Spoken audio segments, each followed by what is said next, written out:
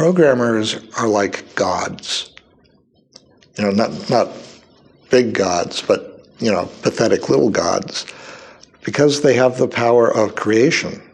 By typing in a series of words and symbols, they can cause something to come to life. And it has behavior, and it may behave in interesting ways. And only we can do that. And when you start learning how to do that, I think it changes you.